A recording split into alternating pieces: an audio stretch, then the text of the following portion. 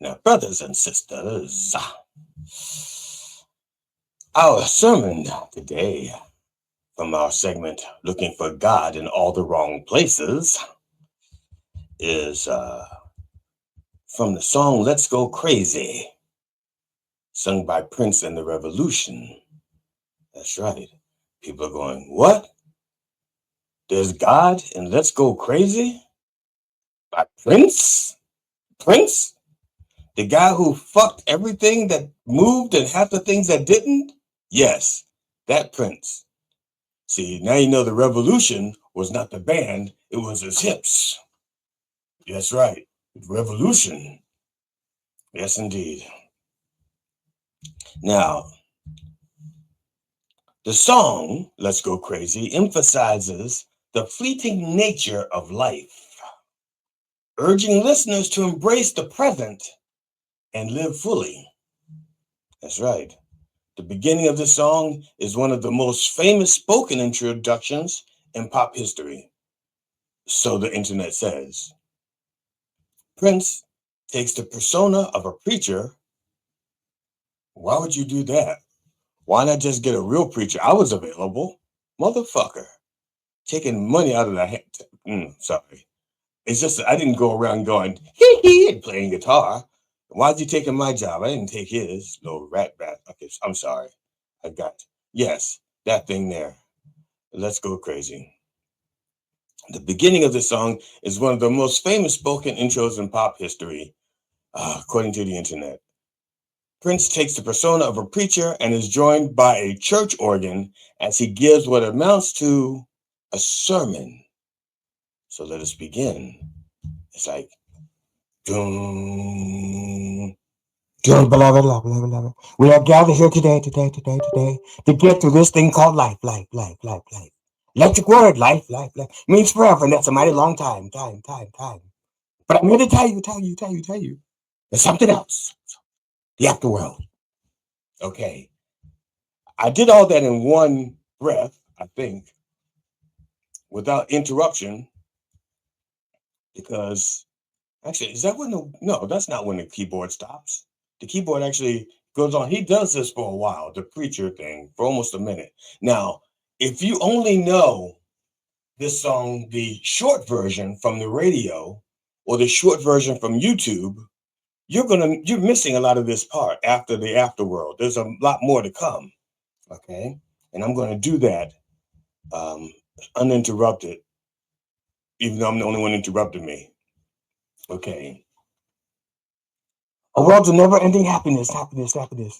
You can always see the sun day or night. So then you call up that shrink in Beverly Hills. You know the one. Doctor, everything will be all right. Instead of asking him how much of your time is left, ask him how much of your mind, baby. All right. I'm going to backtrack and break it down a tad. Okay.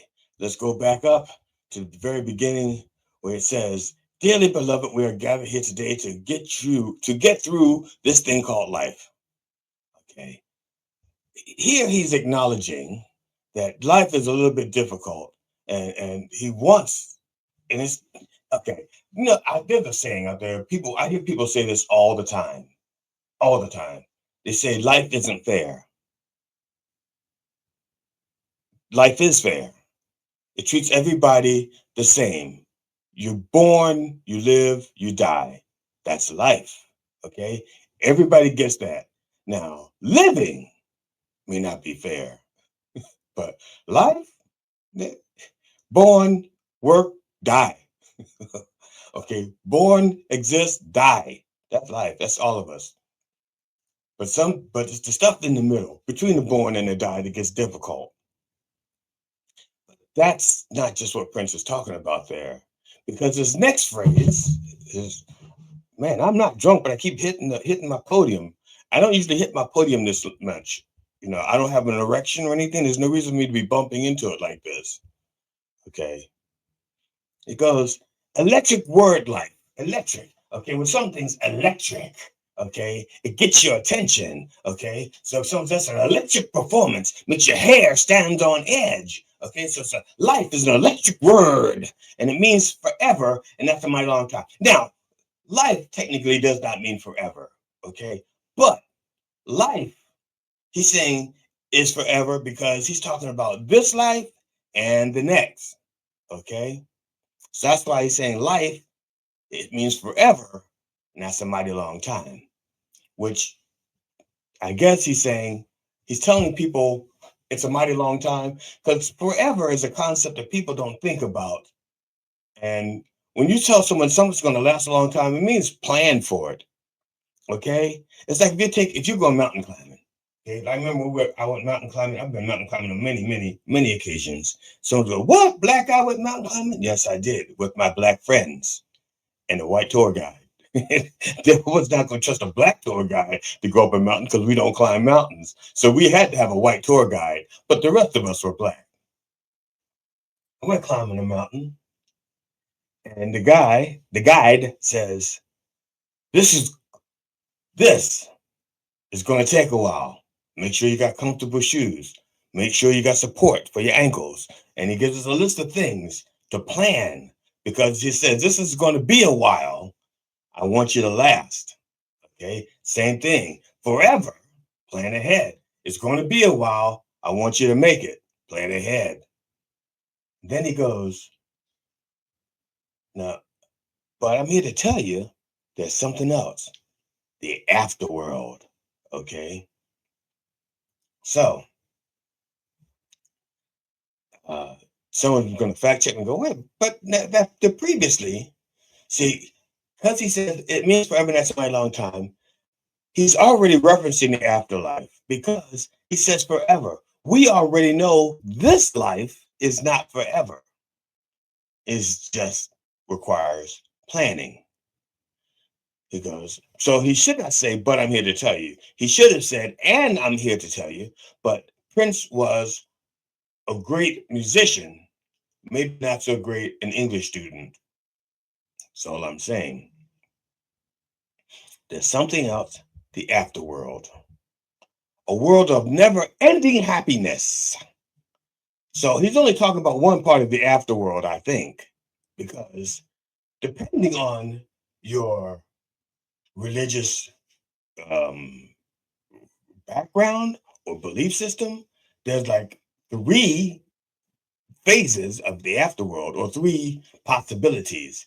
There is the heaven, which I believe would be the never ending happiness. You can always see the sun day or night. Or you could also be on the light side of the moon. Well, never mind. You can always see the sun day or night. Or you could be in hell. Now, if you're in the proverbial hell, I'm assuming it's not never ending happiness. Otherwise, why should there be two places if there's no contrast? And then for some people to make up, they made this place called purgatory. For people, they go, I don't know. That's like, well, what if you're really good, but you don't accept Jesus? What if you're like a really good Muslim, or you're a really good Jew, or you're a really good Sikh? You telling me you're going to burn in hell? And they go, oh, okay, maybe purgatory. It's just just an answer to a question nobody had. So you got at least three places. So when he says the world of never-ending happiness, the afterworld, he's talking about the the heaven, not the hell. So then he gets to the part where it says, so when you call up that shrink in Beverly Hills, okay, first of all, not all of us have shrink in Beverly Hills. This is what I'm talking about, Prince being personalizing now, because not all of us have shrinks in Beverly Hills. Some of us have a shrink and he does our hair. Some of us have a shrink and he serves us drinks. Some of us have a shrink and we just give them $50 an hour to talk, no kissing. And they just say, no, I don't want any sex. Just sit on the bed and listen. Not everybody can afford a shrink in Beverly Hills, is what I'm saying. So shrink in Beverly Hills has to be more of a generalization. But the next part is not a generalization because he specifically says, you know the one Dr. Everything will be all right.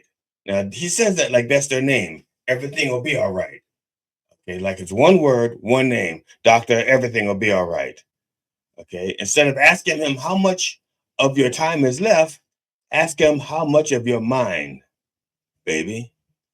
Now, Doctor, everything will be all right. It's another way of saying that, yeah, but doctor says, chill, don't worry. You know, I'll give you a pill. Don't worry. You got anxiety, I gave you a pill. Don't worry. So, but the next part is kind of cute. It says, instead of asking how much time is left, okay, there's two things about this. There's your time on the clock. You're paying for an hour. And instead of saying to the doctor, hey, how much, when do I get the light? Did you give me the light? So I know, or how much time you have left, like in this plane, in this realm.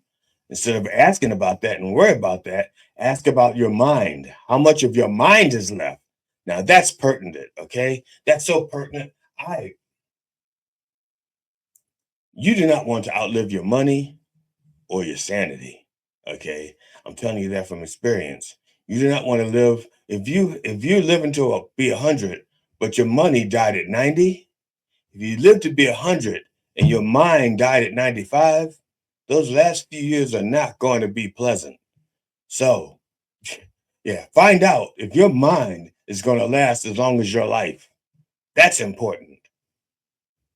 Now, Prince didn't say that about the money because he wasn't worried about money. Motherfucker had all the money he needed. So he was just worried about his mind, obviously.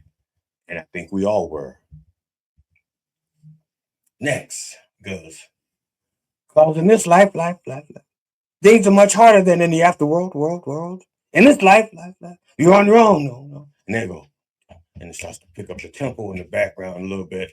It goes, and if the elevator tries to bring you down, go crazy, punch a higher floor. Woo! Okay. Now, sorry about the woo. It's written there. If I hurt your ears, I'm sorry. Blame Prince. He wrote woo. He didn't write what the volume should be of the woo. He just wrote woo. Okay. So going back, cause in this life, things are much harder than in the afterworld. Oh, that's true. Okay. By comparison, yes. Well, again, he's only concerned with one aspect of the afterworld, not the other two. So yes, in this life, it would be harder. And it says, in this life, you're on your own. Now, he's not saying on your own as in you don't have support, but you do have to choose to use that support. If you don't choose to use that support, even though it's there, you're going to be on your own. Okay. It's like if you're swimming in an ocean, right? The boat sank, the yacht sank, you're swimming in the ocean, and somebody comes by in a boat and they go, hey, I can help you. And they throw you a lifeline and you go, I'm good. You're on your own, even though there's help right there. There's a boat and help, and they're saying, come on, you can get out of the water. And you're like, I'm good, because you don't want the help. You're on your own. You don't have to be on your own. Then it says, and if the de-elevator tries to bring you down, go crazy, punch a higher floor. Now, this is the little known fact about this song. Why does Prince say the de-elevator? Because an elevator goes both directions. You go to an elevator, you push up, you go down. The only way you don't go down in the elevator is if you're on the bottom floor already. But then again, if you're trying to earn an extra few bucks, you may still go down in the elevator. It's just a different meaning. So why the de-elevator? The de-elevator is the devil, the one trying to bring you down. Okay, because that's evil, trying to bring you down. It does not want you to enjoy life, trying to bring you down. That's in addition to making this life harder. because whether you're trying to do it on your own or with friends, when you have something trying to bring you down, it's a challenge, okay? It's a challenge. And sometimes they're not trying to bring you down, bring you down because it's evil. Gravity is trying to bring you down, but that's its job, okay? That's gravity's job. If you're trying to climb a ladder and you're carrying stuff and you go, fuck, this shit's heavy. It's making my job difficult. Fucking gravity? No. You have a couple of choices. You can find a different way of getting that load up there. You can have a friend pull it up to you while you push, but you can't stop gravity. Gravity is there. It's a force of nature. Same with the elevator, the devil, a force of nature. You're not going to get rid of it. You have to learn how to work around it and compensate. And sometimes it requires friends, just like we're dealing with gravity. It requires friends. Okay? Now, it addresses the battle against evil, encouraging listeners to turn to God for strength. Okay? That says punch a higher floor. That's what I'm saying. You get in the elevator, instead of going down, just punch a higher floor. Devil says, somebody else push a button and wants you to go down. You go, no, push a higher floor. Right? I'm going 14. I'm going 16. You know, that. Now, as simplified as it is, we're going to meet Prince where he is. He is not a scholarly person. He knows his music. But if you listen to his music, he grabs on a piece of philosophy here and there and he bends it to his mindset. And we'll see this later in the song, how he just bends shit to his mindset. Okay? Now, this is the main meat of the song. Okay, when you get the lively music and everything, the band is in there and it's no longer the churchy music. Because if you don't like the world you're living in, take a look around. At least you got friends. Okay. Now, I mentioned that earlier. Because see, he goes, you're on your own. That's if you choose not to have your friends or use your friends. And this is what he's saying here. If you don't like the world you're living in, take a look around. Okay. He's telling you, be observant. Look for your friends. You may not even know they're friends yet. They could be a stranger waiting to be a friend. A friend is a stranger you have not met yet. That could also be a pervert and a peeping Tom. But we're gonna go high, not low this time. Okay? He's talking about friends that who will be supportive. Let's say supportive person. Now the next line is the one that may get people a little bit confused when it comes to good and evil and stuff like that. See? He goes, you see, I called my old lady for a friendly word. Okay. She picked up the phone, dropped it on the floor, goes, ah, ah. That's all I heard. Now, this is people are going, okay, this is what happened. This is the meaning of this verse. It's nothing more than he called her, he was feeling down, he called her for support, and she knocks the phone off the hook, and he could hear her fucking in the background. Okay. That's it. That's all that verse is. He goes, that was it. That was, and that could have been the reason he wrote the rest of the song, that one verse. Because in a way, it's out of place, except for motive. He's depressed, he's down, he reaches out for somebody he counted to be there. He picks up the phone and she goes, he drops it and goes like, ah, ah. Okay, well, if that's all he heard, she was probably close to the end. Only two ahs. Because if it was near the beginning, then he ain't got nothing to worry about because that dude was awfully quick. That's all I'm saying. That's my analysis there. Okay. My headspace. So I'm sorry, I'm reading something here. Tony, write to the email on the screen and maybe the Rev will have you on. Gotcha. Okay. So I don't see the Tony. The Tony must have written to Oh, okay, I got you. I got you. Okay, I got it. I'm sorry about that. Real ministers don't interrupt their sermons, do they? I'm a real minister. And I just interrupt. I answered my question. I answered. Okay, fuck it. All right, so that's all I heard. Now, then he says, "Are we going to let the elevator? Are we going to let the elevator bring us down? Okay, are we going to let the elevator bring us down?" He says, "Oh no, let's go." So he goes, "All right, I caught my old lady cheating, but I'm not going to let that bring me down. Nope, let's go crazy. Let's get nuts. Okay, I'm not going to look. I know my lady, she was cheating on me. She done me wrong, but I'm not going to let that define the rest of my life.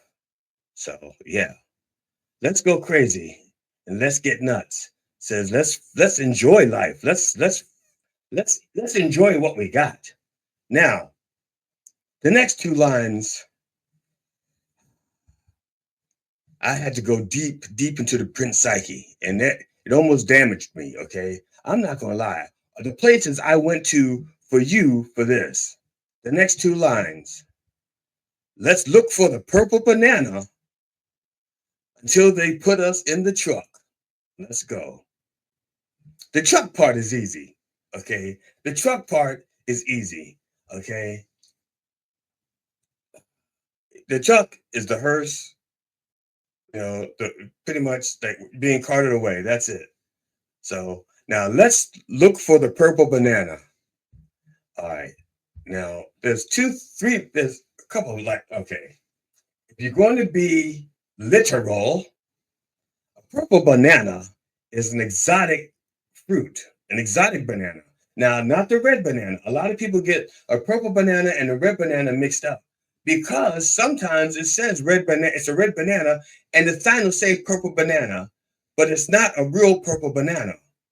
And if you bite one, you can tell the difference. A red banana um, is a little bit sweeter and it's a little bit softer than the yellow banana. Okay, then they have blue bananas, which is a species of a purple banana, and that one is supposed to taste like vanilla custard. Okay, kind of like a pawpaw fruit, only banana form. But the purple banana, a real purple banana, that's closer to a plantain. You're gonna have to cook it because it's more like it's like eating a potato. It's hard and it's starchy, and you gotta cook it.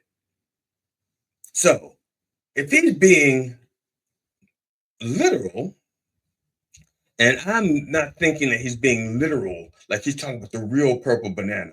I think he's just saying something exotic. Okay, let's look for the exotic. Okay, now why did he pick purple banana? All right, aside from the phallicness, um, aside from the phallicness, and Prince has a lot of phallicness in him. Well, maybe not in him, about him. Okay, the banana. I'm sorry. Uh, Why, like, so the purple banana. I do not know the actual reason that he chose a purple banana. I cannot ask him. And his estate wasn't responding back because I said, "What the fuck?" Okay. But we know that Prince, the color purple holds a special place in Prince's life and in his art, symbolizing his individuality, creativity, and spiritual depth. Okay. That's the color purple in itself. Okay. Now, it also let you know what Prince thinks of himself. He adopted the color purple, first of all, because his fucking name was Prince. Okay, purple is a color of royalty. Okay, royalty and nobility. Okay, and in his own mind, Prince was royalty. Okay, and he believed it so much that many people after that began to accept Prince's royalty. You know, and they say fake it till you make it. Well, he started faking it from birth because when your parents name you Prince, you know, and both your parents are musicians, you know. And he's like with this. He was their first kid together. They had his mother and his father had kids, 5 kids before they got married.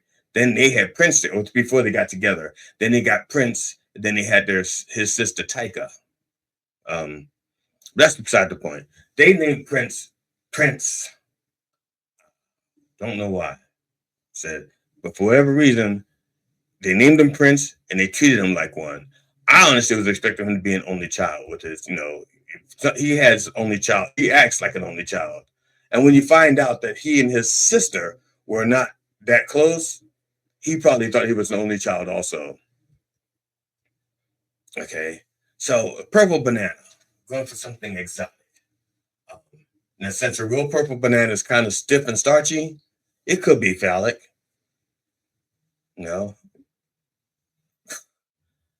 But let me back up. Let me back off of that and go back into the song itself. Okay. It says here, we're all excited, but we don't know why. Maybe it's cause we're all going to die. Not a very deep thing, but excited is more like agitated. Not excited like woo, more like agitated, like bees.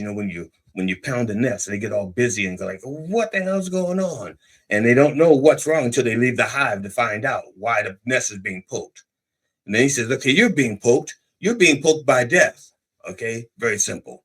Not a lot of deep thought had to go into that. Okay. Now, so like I said, we get agitated. Now it says, and when we do, because it got the chorus going in. What's it all for? What's it all for? Like that. You better live now before the Grim Reaper come knocking on your door. Okay? Like I said, why are we agitated? Because we're all going to die. Who's poking the hive? It's death. Okay? So, again, enjoy yourself. Live now while you can. Live now while you can.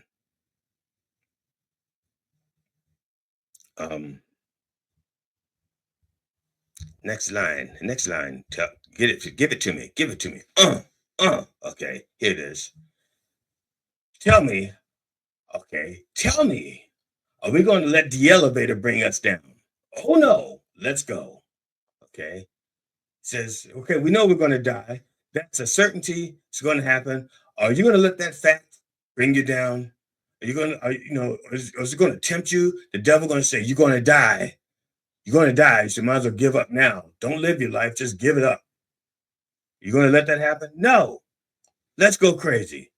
Let's get nuts. Look for the purple banana until they put us on the truck. Let's go. Okay. We just talked about that. I'm not going to break that down again. That has not changed. Okay. Now, but then he gets encouraging. He goes, come on, baby. Let's get nuts. Yeah, crazy. Let's go crazy. He's just saying, come on, everybody. Let's live life. Let's enjoy life. Let's get happy.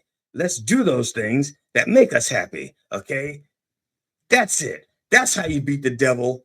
Enjoy yourself. Enjoy life. And then he goes on after let's go crazy.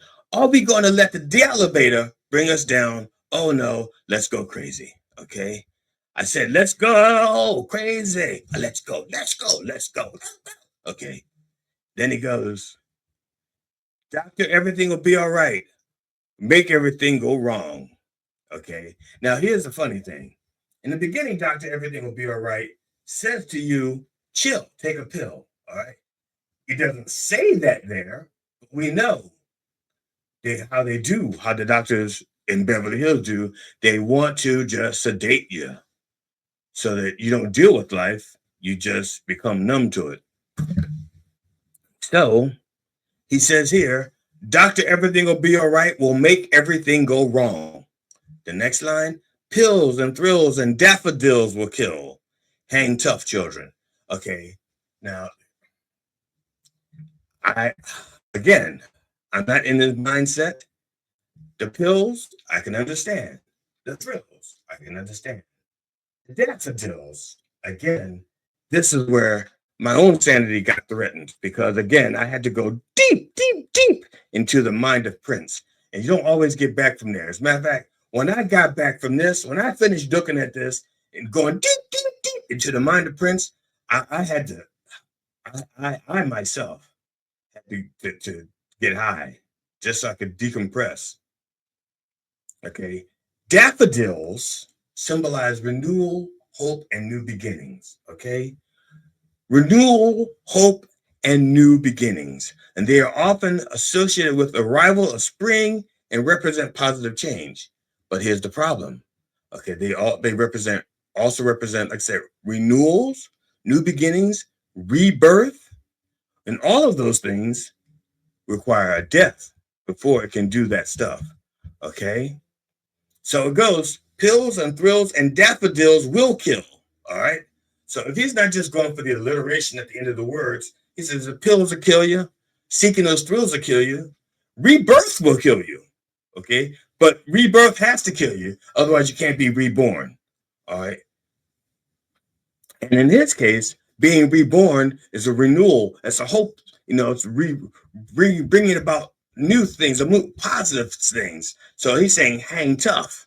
We get through this. Hang tough. Okay, don't quit. And then he ends it with, he's coming. He's coming. Coming. Take me away. All right. That last few lines is probably the most religious, or the most a reference to the coming of his Lord. Okay, he's coming. He's coming. Come on, he's coming. Take me away. I'm ready. I'm ready. Now I don't know how long it took him to go after this, but he says, "I'm ready. Take me away." Calgon, I think that's his Lord and Savior. Jesus, Calgon Christ, take me away. So he's saying to people out there, be strong, hang in there, because just said hang tough. He's coming. Hang tough. He's coming. He's coming. Take me away. Okay. Prince, this song champions the freedom of expression and breaking free from societal expectations, promoting individuality and the pursuit of happiness. And I just copied that from the internet. It was kind of late this morning, and I was still working on this morning. Okay. So basically, I really hope that this brought you a little bit closer and that you enjoyed this segment, looking for God in all the wrong places.